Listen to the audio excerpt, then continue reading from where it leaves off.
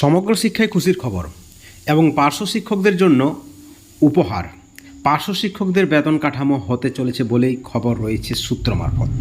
আপনাদেরকে জানিয়ে রাখি, সমগ্র শিক্ষা মিশনের আন্ডারে 296 কোটি টাকা বরাদ্দ হয়েছে।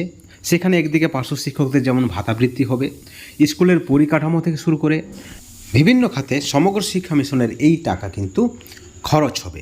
এবং এক শ্রেণীর শিক্ষক বা পার্শ্ব শিক্ষক মহল বা পার্শ্ব শিক্ষক সমাজ তারা দাবি করছেন এই টাকার ফলে তাদের যেমন ভাতাবৃত্তি হবে, ঠিক একইভাবে রাজ্য সরকার এই বরাদ্দ টাকাকে নিয়েই পার্শ্ব শিক্ষকদের পরবর্তীতে বেতন কাঠামো তারা কিন্তু পেতে পারেন।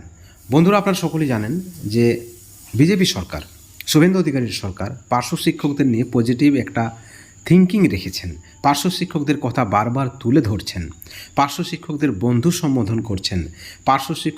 পার্শ্ব শিক্ষকরা বিজেপি শাসিত অন্যান্য রাজ্যে কী সুযোগ সুবিধা পাচ্ছে সেই বিষয়ে ইতিমধ্যেই তথ্য সংগ্রহ করেছেন।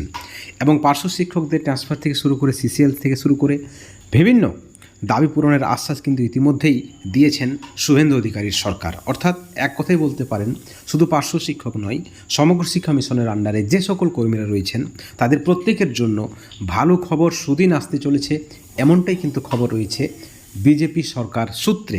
ঠিক এই পরিপ্রেক্ষিতে সমগ্র শিক্ষায় অনেক দিন পর 296 কোটি টাকা বরাদ্দ হয়েছে এবং সেই বরাদ্দ টাকা থেকেই পার্শ্ব শিক্ষকরা বাজেটে ঘোষিত বরাদ্দ যে 5,000 টাকা, বর্ধিত 5,000 টাকা, সেই 5,000 টাকাও কিন্তু পরবর্তী মাস থেকেই তারা পেয়ে যাবেন বলে সূত্র মারফত খবর উঠে আসছে। এখন একটাই প্রশ্ন, পার্শ্ব শিক্ষকরা কবে বেতন কাঠামো পাচ্ছেন এবং অন্যান্য সুযোগ সুবিধা কবে থেকে বিজেপি সরকার তাদেরকে দিচ্ছেন সেটাই কিন্তু দেখার। বন্ধুগণ, এই ভিডিওর পরিপ্রেক্ষিতে আপনাদের কি মতামত অবশ্যই আপনারা কমেন্ট করে জানাবেন।